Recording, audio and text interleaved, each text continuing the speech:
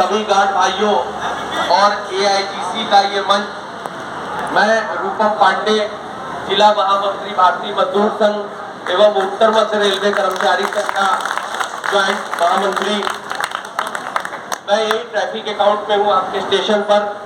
मगर कर्मचारियों की समस्या के लिए मुझे आज लड़ते हुए शायद 19 साल हो गए हैं रेल में, और कभी ऐसा नहीं हुआ है कि किसी अधिकारी के पास कोई समस्या ले जाने में हम लोग हिचकिचाए हो या झुके हो। हर कर्मचारी के पास गए। आपकी लाइन बॉस की समस्या को हम बहुत दिनों से उठा रहे हैं और कई जगह पे हमने दिया। इसको हमने अभी सीआरबी महोदय इलाहाबाद में आई थी, तो हमारा एक ऐसा लौटा संगठन था जिसको रेल में मानता नहीं है, मगर वो सीआरबी के पास हम लोग घुस के उनके साथ बैठ के उनको अपनी समस्या दिए और समस्याओं को बताए। साथ साथ उनको हमने एक चीज और भी बताई जिससे वो बहुत प्रभावित हुई सीआरबी मैडम। हमने उनसे कहा कि भारत का एकमात्र ऐसा संगठन है जहां पे कार्यरत कर्मचारी ही जोनल मंत्री, महामंत्री और राष्ट्रीय महामंत्री है। अन्य संगठनों में आपको वो लोग मिलेंगे जिनको रेल में वोट देने का अधिकार नहीं है, जो मानता का चुनाव होगा, मगर आपके भाग्य विधाता जरूर बन के बैठे हैं कि जिनको रिटायर्ड हुए 30 साल हो गया है, रेल में मानता का चुनाव में खुद अपना वोट नहीं डालेंगे, मगर दुर्भाग्य ये है कि रेल कर्मचारी उनको वोट डाल के जिताएगा और हमारे भाग्य का वो निर्धारण करेंगे। अभी हम गार्ड के मैटर में आएंगे, मगर हम पहले सार्वजनिक बात कर लें। 2004 में एनपीएस लागू हुआ। क्यों लागू हुआ? क्योंकि ये जो विधाता बैठे थे ये वहां गए, उस मौजूदा सरकार के साथ इन्होंने क्या किया और इन्होंने लागू कर दिया। उस समय भी इन्होंने सबको बताया बहुत अच्छा है, बहुत अच्छा है, बहुत अच्छा है, मगर जब विरोध होना शुरू हुआ तब ये लोग भी आए, नहीं हमको विरोध करना है।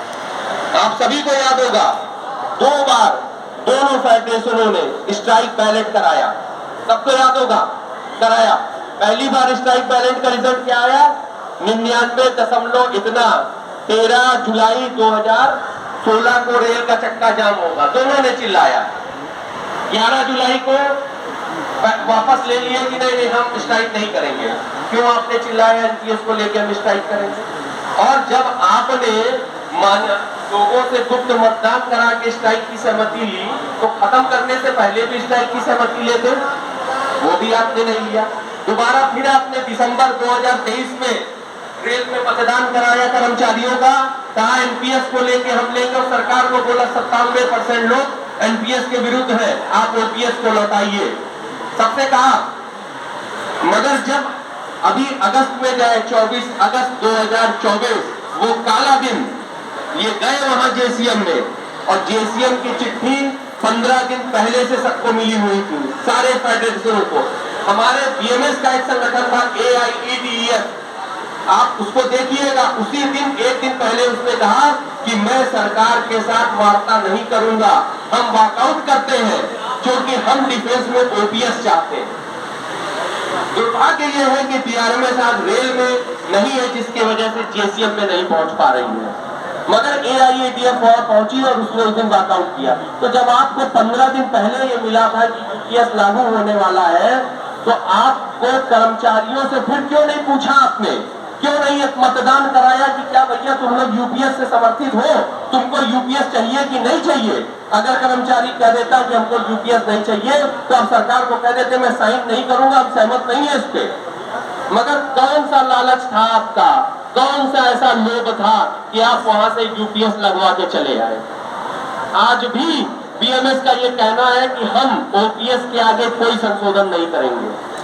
बीएमएस का क्लियर कट कहना है, अगर कोई बीएमएस या बीएमएस के संबंध यूनियन का व्यक्ति कहता है कि यूपीएस है, तो वो हम उसको तुरंत संगठन से बाहर कर रहे हैं। हमारा कहना है यूपीएस से हमको लेना नहीं है, हमको ओपीएस ही चाहिए। और ये बीएमएस का कहना है कि रेल चुनाव में अगर इस बार भारतीय रेल मजदूर संघ आप सभी भाई लाते हैं, तो उसको ओपीएस हम करा के रहेंगे। उसके 2 कारण आपको बता देता हूँ। हमारे जोनल सारे महामंत्री और अध्यक्ष जितनी भी रेलवे है, 16 रेलवे और 17वां जो हमारा कारखाना है, सभी के महामंत्री और अध्यक्ष एनपीएस के हैं। मैं स्वयं एनपीएस का हूँ। सबसे बड़ा काम हमारे बीआरएमएस में यही हुआ है।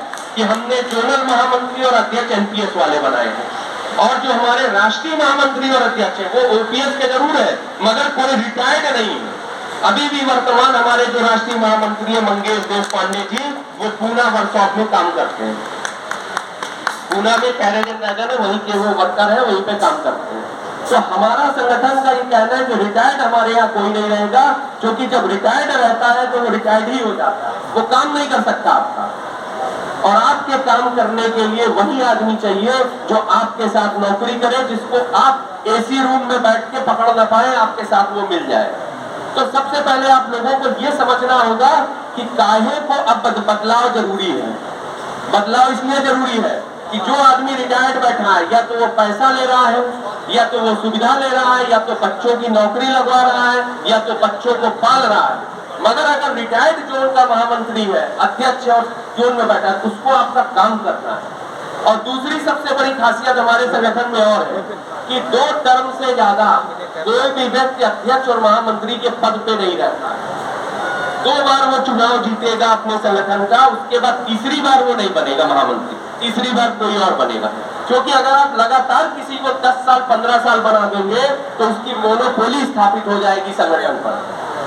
फिर वो जो संगठन में ऐसे बात करता है वो फिर ऐसे लेट के बात करेगा। तो सबसे पहले ये हर संगठन में जरूरी होनी चाहिए। जब लोकतंत्र में भारत में कि प्रधानमंत्री बदला जाएगा, राष्ट्रपति बदला जाएगा, मुख्यमंत्री बदला जाएगा, तो यूनियनों का महामंत्री क्यों नहीं बदला जाएगा? उसको भी बदलना जरूरी है। अगर नहीं बदलेगा तो आपका काम नहीं है। तो ये आप समझिए कि उत्तर मध्य रेलवे कर्मचारी संघ और भारतीय मजदूर संघ औरों से भिन्न क्यों है। आपको मैंने छोटे मोटे उदाहरण बता दिए। दूसरा, हमारे संगठन का कहना है कि हम राष्ट्र हित, रेल हित और कर्मचारी हित में काम करते हैं। राष्ट्र हित में इसलिए काम करते हैं कि हम कोई काम नहीं करेंगे जिससे हमारे राष्ट्र को नुकसान हो।